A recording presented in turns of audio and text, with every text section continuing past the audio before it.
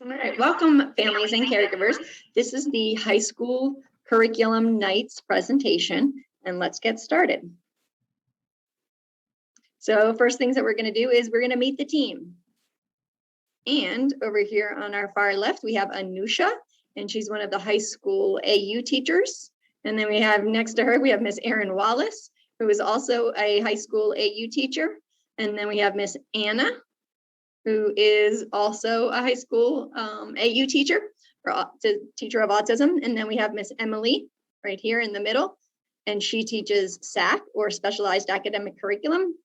And then we have Miss Dania over here, and she also teaches the SAC in a SAC classroom. And then we have Mr. John right here, and he teaches high school AU. And here I am over here, Kathleen, who also teaches a SAC classroom. All right, so here's our agenda for this evening. So our first area of content that we'll be going over is lesson planning. Then the next section will be content. The next section is community-based instruction, or CBI. The next area is social emotional learning, or SEL. And then we have lesson delivery. Then we'll touch on assessing students. And finally, we'll wrap it up tonight with a presentation on high school IEPs. So where do we start when we're looking at our lesson planning as a CT, or a collective team or collaborative team? We look at the extended content standards. So we follow those standards just like the general education students do. So as part of our weekly meetings, we collaborate, and we collaborate with the Dean of Students. We collaborate with the speech language pathologists. In our building, we have a coordinating EC teacher that we collaborate with. We have administration joining our meetings, and then we have us as teachers, all a part of the meeting to make sure that we're doing what we need to be doing. And that is it for this part of the video. All right, and I'm Miss Anna Howell. I'll be continuing talking about the science pacing guide. So we do teach off of the Science North Carolina Extended State Standards. Here are just a few examples of those standards, but this isn't inclusive of all the standards we teach. For example, so far this school year, we've been talking about living things, food chains, and competition. This next unit that we'll be talking about includes safety and severe weather. For example, we'll be learning what to do if there's a tornado or a fire. Here you can see what those extended state standards look like, and if you would like the links to those standards, please let one of your teachers know. We'll be happy to get that for you. Here's just a few examples of what some of the standards cover. Things like first aid, safety in severe weather, and how to respond to that weather, what to do if you're sick, how to reach out for care, how to go to the doctor, recycling, self-care such as hygiene, washing hands, brushing hair, as well as healthy eating. Here you can see some examples of activities and reading assignments that we have in science. For example, we will be learning about forest fires and then completing an activity about the story read. We will be answering questions from a field of 3 choices and collecting data on those questions. Additionally, we will be sorting on things that are safe to touch, such as if they are hot or dangerous, and things that are not safe. So we're incorporating some basic safety and health skills within the science content. Let's talk about language arts.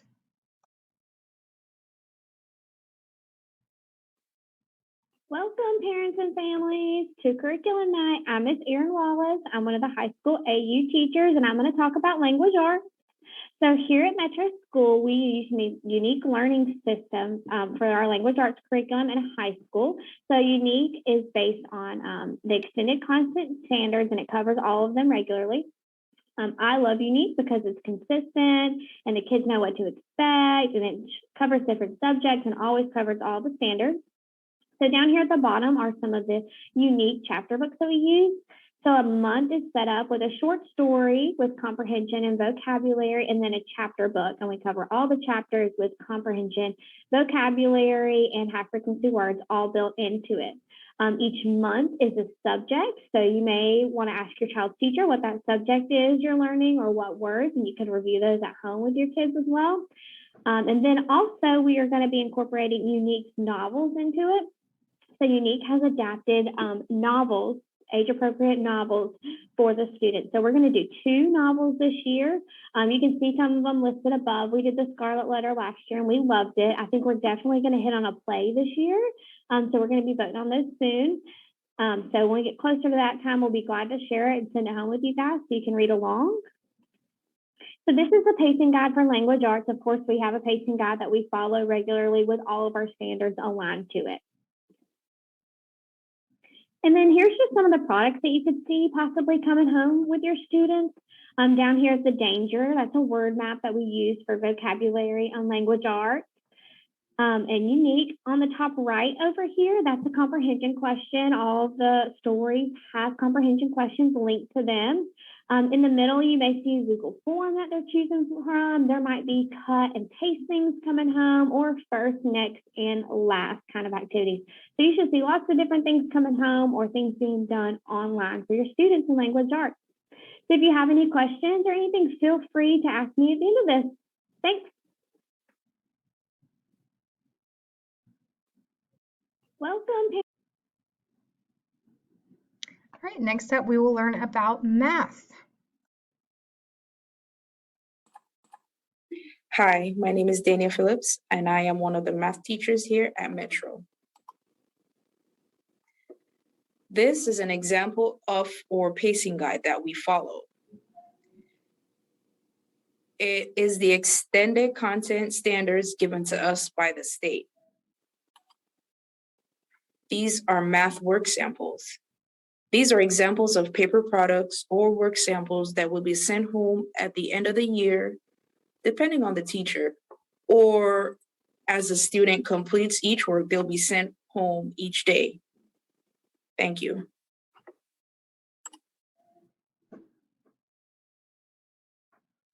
Okay, and finally we will go into social studies. So we cover several different topics in social studies based on the extended state standards.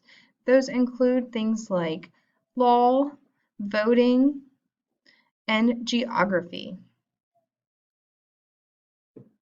Here you can see the pacing guide and some of the standards that we will be covering, such as using historical narratives, stories, or events to pose questions.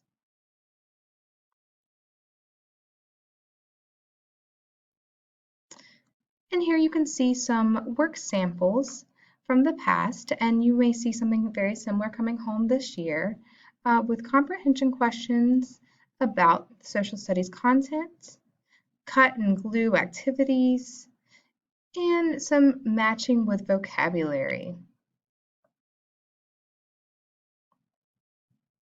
Next, we will talk about community-based instruction and how that will be looking this year for our students. This year, we will be utilizing transition passports. Transition passports are essentially a binder that we will help your students put together, and it will include all of these different areas, such as vocational skills, daily living, personal life, and community. This binder serves to give a nice portfolio for your student to take with them to the transition grade band, as well as for life after high school, so that if they need assistance with any of these tasks, they can refer to their transition passport, and it has a step-by-step scenario for them to learn to do that task or to review how to do that task. Here are some examples. Planning a leisure activity. You can see here it's a checklist for how to do that. First, you choose an activity, then a date and a time. You can invite a friend, plan a ride for how to get there, write it down in your calendar, and then plan for how much money you will need. Similarly, here's one for mealtime manners. These are the steps to having good mealtime manners, such as waiting to eat until everyone is ready and asking for items to be passed to you. Again, just quick reference guides for our students in the future when they are out in the community and independently functioning as adults. All right, next up we'll talk about social emotional learning. This year we are following the 7 Mindsets curriculum for social emotional learning. This is a new curriculum for our students, so let me tell you some more about this. The learning objectives for the 7 Mindsets include the mindset that everything is possible, the mindset that we want to put passion first and focus on strengths and interests, the mindset that we are all connected, we want to embrace everyone and lead with value. We want to teach our students to be 100% accountable and own their life. We want to teach an attitude of gratitude, to be more graceful and to think it forward. The 6 mindsets is to live and give, stretch yourself, make a difference, and receive gracefully. Number 7 is the time is now. We want to teach our students to embrace every moment and get in the zone. So what do we want for our students? We want our students to experience positive emotions, to attain authentic accomplishments, to engage in the flow, and to maintain positive relationships. Here's a little video to deepen your understanding of the 7 Mindsets curriculum.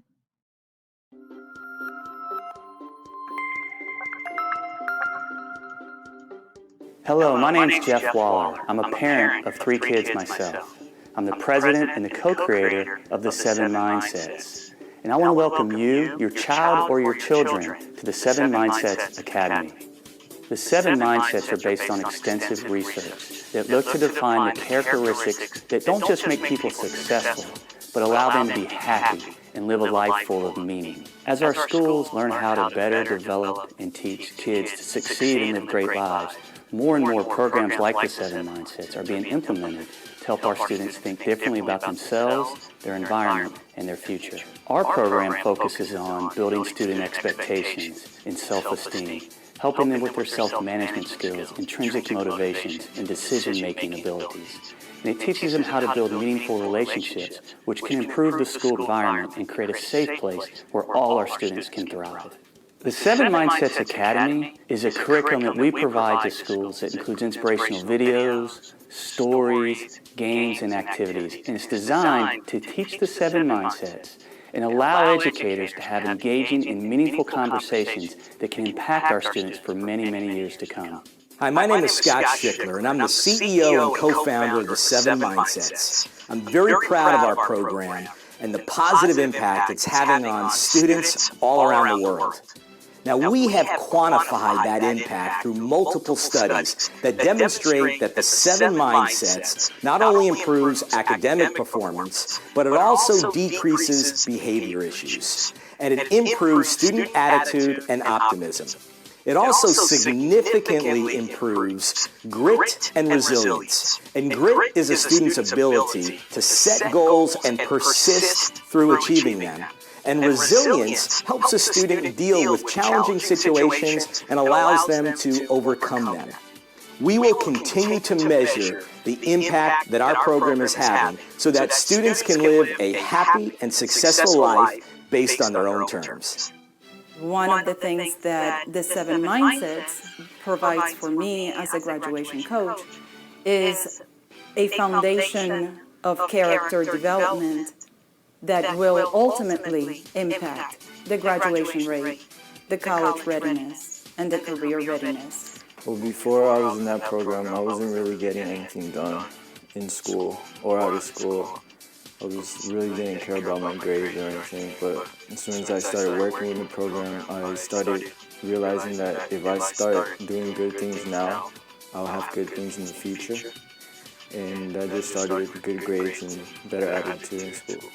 I just got to kind of see and realize how much I can become and how great I can be. Like, she kind of teaches you that and puts that feeling of being something great in life into you. I truly believe in the 7 mindsets. I believe we're peas in the same pod. I believe that if you change the way a person thinks, you can change their behavior. And this is teaching, the mindset of success.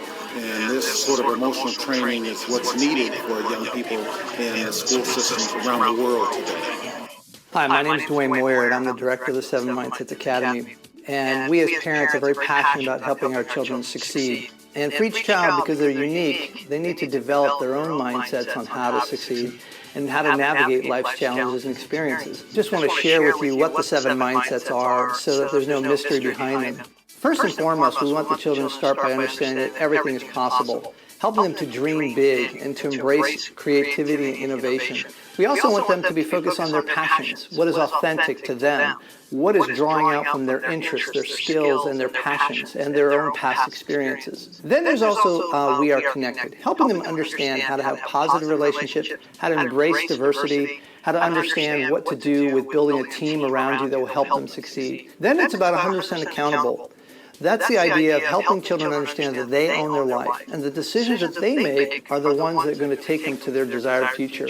In the area of attitude of gratitude, which helps the children not only understand the basic idea and be more grateful for what they do have, but to take the time to understand to be grateful for themselves, be thankful for the uniqueness of what they are and what they can bring to the world. Then the area of live to give. The idea of helping children to start to recognize that it's not about them. It's about making a difference in the lives of others. Last but not least is the time is now.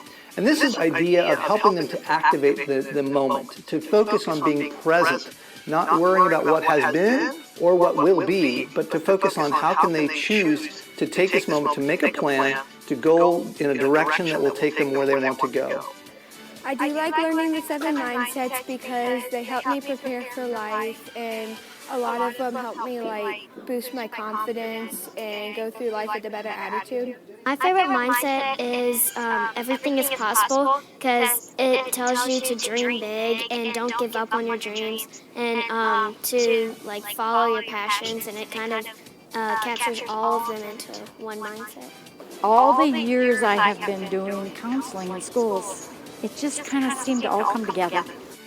When we would start, the students, their imaginations weren't as big as we wanted them to be. And so throughout the 7 mindsets, we kind of saw those imaginations grow. We saw their minds growing, and we saw them start to use the vocabulary throughout the year in classrooms. I mean, I really think it's just all about living the life that everyone wants to live anyway. It's not, and it gives you a way to do it. Nobody wants to have a life that isn't to the potential that it could be, and it just allows you to really implement that with simple steps that anyone can do. And it's not, it doesn't matter how smart you are. It has nothing to do with that, and it's really healthy for you and everyone around you. It's about developing, helping to develop the whole child. It is about connecting relationships and building relationships. It's something that I can take and internalize for myself and then impart to the students in helping them to develop these skills for everyday life in meeting people and establishing their goals and their dreams. The way I think about the 7 mindsets now as a mom is that I've got a 16-year-old, and not that our time has been wasted, but I've only got him under my roof for about 4 more years, and then I'm going to be setting him on a course for hopefully greatness. And these 7 mindsets, teaching him to dream big, teaching him that he's 100% accountable and that we're all connected. This program is absolutely life-changing. I didn't expect it to be this life-changing, but it really has affected me. And I see myself living a much happier life, and I think that everyone should hear about it because it's so inspiring, and you start to believe in yourself, and you believe that you can be the best you can, and that the dreams you're dreaming now aren't big enough and you can do much better.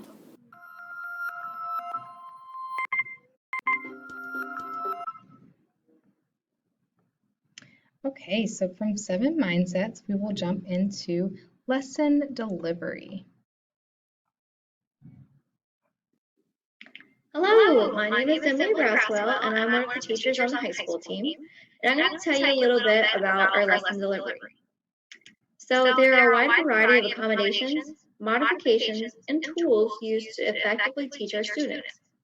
Some of these include iPads, using the smartboard, AAC devices, different worksheets, adapted books, picture symbols, choice cards, objects, and real pictures. And some of the technology that we use includes iPads, switches and devices, Zoom, Big Macs, Choose It Maker, and communication boards. And everyone's favorite Canvas.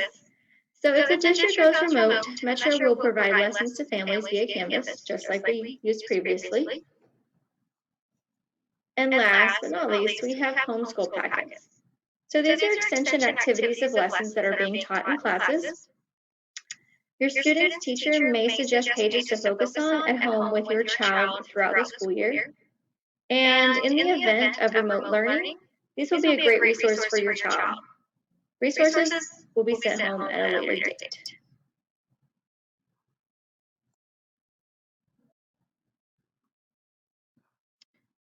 Right. Next, we will discuss assessing students. Hello, it's me again, and I'm going to talk about assessing students. So, of course, we've been talking about all the different curriculums that we use, so now we're going to talk about how we assess your students on these curriculums. So here's just an overview, some journals, anecdotal notes, observations, state and district testing, and data trackers. So journals are used to connect content areas and give the students a reference tool. So you may see different journals done with a unique learning system with word maps in it, or journals done in science or social studies. There's just journals done in many different things where the students can take the word, the sentence, the vocabulary, and really interact with it and put it into a solid product to take home to parents. Anecdotal records, of course, may be used for behavior or other things being taught in the classroom as well. So us just taking notes on what is happening with the student during a given period of time. Observations, of course, are really great for behavior, life skills, and observations in the curriculum and in the content. So I see the students sitting, great job, they sat for this long, and then they were able to work. They made these choices, those kind of things. So students do participate in state and district testing. All of the students at Metro School only extend one curriculum, and they do participate in that testing at the end of the year. So everything that we're doing now with the curriculum gets them ready to take those tests. We're teaching all the standards on it, all the lessons, and we're also teaching the students how to make choices and how to participate in those tests. And then, of course, data trackers, we keep data on everything here. So we keep data regularly on your students' IEP goals, on all the subject areas, on behavior, on life skills, on CBI. So these are the new data trackers that will be linked in on students' progress reports for IEP. This is one that's not filled out yet, but in the future, when progress reports come home, definitely talk to your teachers, because these will have data trackers attached to them with the students' percentages, and there'll be a nice little graph that will link underneath all of them so that you can see the data and the progress that your students are making regularly.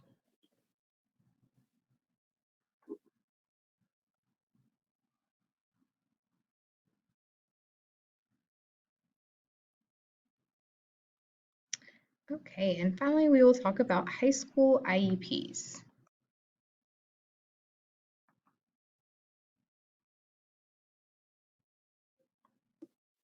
All right, families and caregivers, I'm back. In this section, I'm going to talk about high school IEPs. Okay. And every student at our school has an individualized education plan, or an IEP. And this is a legal document that's developed by you as one of the team members and the rest of the IEP team. At this age, our students should be invited or have to be invited to the meeting. But you as families and caregivers are able to excuse them from that meeting. So the various parts of the IEP, you might come across a reevaluation, and this is done every 3 years unless a parent asks for it specifically. As part of that reevaluation, we also do an eligibility, and we determine that every 3 years. An IEP, or an individualized education plan, that's done every year. And then we have our prior written notice, which actually takes place after the meetings, and that takes place at every meeting. Then we have a permission for services, and that happens once. So we might send that home to you guys if we don't have one of those on file. But typically, you won't see this. Progress reports, that happen every quarter. And if you have more questions, you are more than welcome to contact your teacher, your child's case manager or teacher, and we should be able to answer questions for you. All right, the next section is the transition plan. And this is part of the IEP that goes over post-secondary goals and services. And it's based on our students' a transition assessment that we collect the data on for every one of our students. At some point or another during the school year, we will have done a transition assessment. And this is where we will determine, based on your child's abilities or wants or what they choose, they're going to give us information on their strengths, their interests, their skills that they would like to learn more about or don't want to learn about at all. And then it will actually focus on independent living, community participation, post-secondary education, vocational training, employment, and adult services. Ultimately, we're trying to get them or have an understanding for what happens when they get out of Metro School. These are different parts of a reminder to you if you have questions or concerns. This is the chain of, that you can follow. You can start with the teacher, then you can start with the assistant principals or principal, and then if you need to go higher, which I hope you don't have to, you can get to your above our administration. So then, a next really important part of high school years is the transfer of parental rights. So at age 17, when we have our students, we will be asking you guys to fill out a form acknowledging that during that 17th year IEP meeting, we explain to you that your student will assume all rights to themselves unless you follow the procedure with the courts. And there's various methods that you can go and transfer your rights. So the student ultimately will be their own guardian unless you, as the parent or caregiver, take action to make yourself the guardian. And the case manager, your student's teacher, can give you more information on that. We do have a couple of pamphlets that has a little bit of information that might be helpful. All right, and that is it. So we hope that you guys had this was very informative for you, and that you all have a good night. And let us know if you have questions. Thank you. All right, thank you everyone for that. At this time, we will answer any questions that you may have.